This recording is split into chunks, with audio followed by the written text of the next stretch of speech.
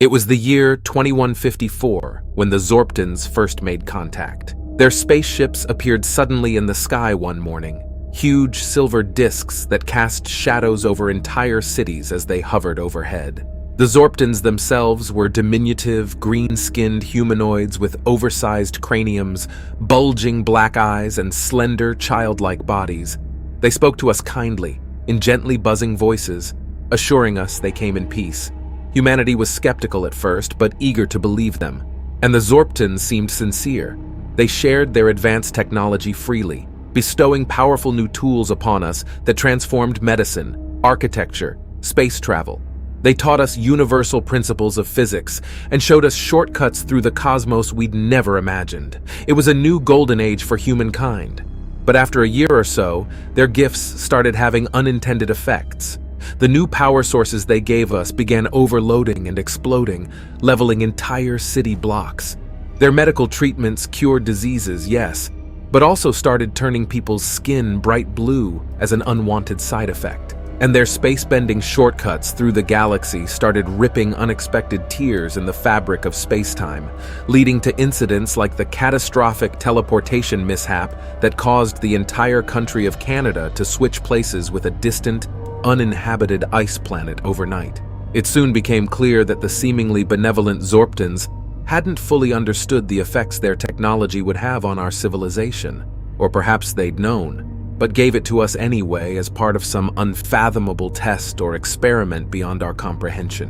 Whatever their motives, Earth governments soon banned use of all Zorpton technology to stem the chaos. But the damage was done. Human civilization would never be the same. We didn't understand why the Zorptons had done what they did, but that didn't stop us from trying to replicate their technologies ourselves in secret, regardless of the risks. Scientists and engineers worked feverishly to decipher and recreate Zorpton anti-gravity propulsion systems, teleporters, matter replicators, and more. Most of these secret projects ended in disaster, like the catastrophe at NASA's Hidden Hills research campus that opened hundreds of miniature black holes, sucking the entire base into the void. But setbacks like those rarely stopped us for long. The Zorptons observed our struggles with patient, unreadable black eyes, and life went on. Despite the chaos, life found a way to go on. The lingering effects of the Zorptons' gifts became our new normal. We adapted to a world with sudden space-time ruptures, freak storms, and randomly changing physical laws.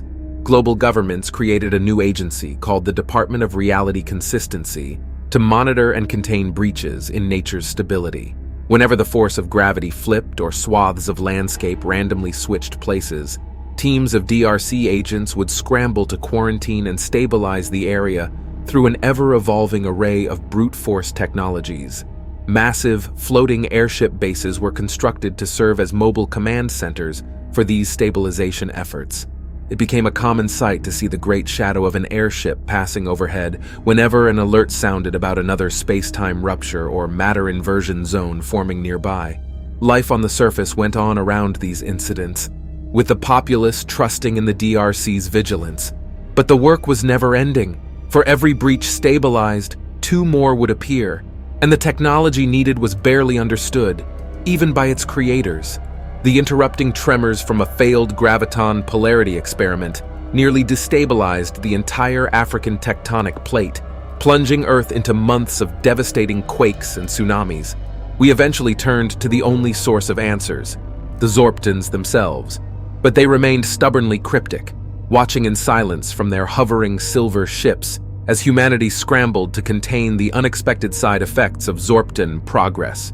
Some hypothesized that the chaos was an intended outcome after all, perhaps some sort of evolutionary test or culling mechanism. Others believed the Zorptons were an inscrutable trickster race, playing a purposefully dangerous game with less advanced civilizations. Most agreed humanity would forever struggle to survive in the unpredictably mutating world left behind in the Zorptons' wake. Yet there were also whispers of more radical solutions.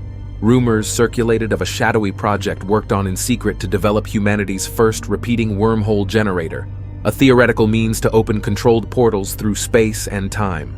Such dangerous technology could be disastrous in the wrong hands, but if successful, some believed it might undo the entire Zorpton era, resetting the timeline to prevent their first contact and erasing the chaos they left behind. Of course, the risks of tampering with causality itself were profound. But for people living day to day in the cracks between dimensions and probabilities, the temptation to take control of our world's destiny again was too much to resist.